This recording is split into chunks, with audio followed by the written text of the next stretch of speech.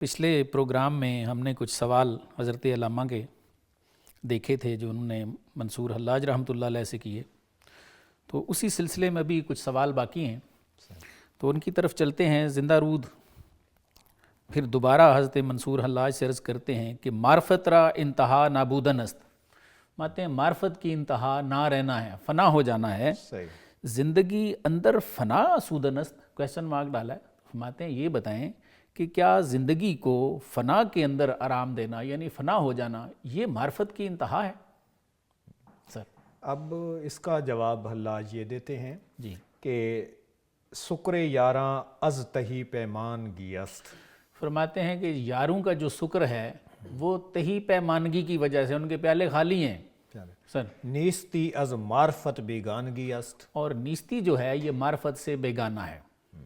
اچھا یہاں پہ ایک بات جو ہے وہ کرنی بڑی ضروری ہے جی جی کہ فنا کو ہم پہلے یہ دیکھ لیں کہ فنا ہے کیا چیز۔ تو حضرت شمس تبریز رحمۃ اللہ علیہ فرماتے ہیں کہ فنا ترک ہوارا نام کردن، فرماتے ہیں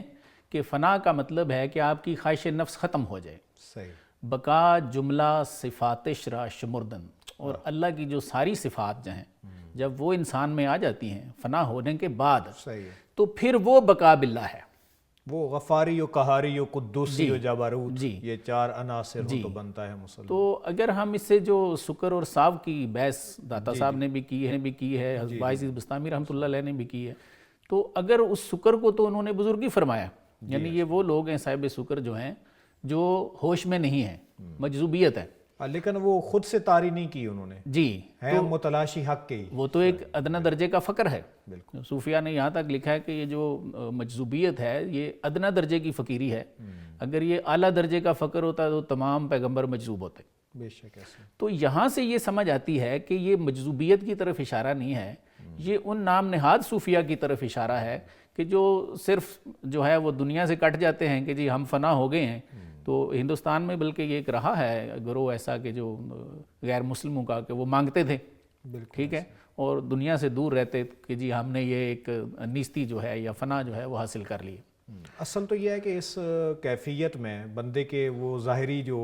حواس ہیں وہ چیزیں اس وقت ساتھ نہیں دے رہی ہوتی، جب آگے بندہ جاتا ہے تو ان چیزوں کو ایڈجسٹ کرتے ہوئے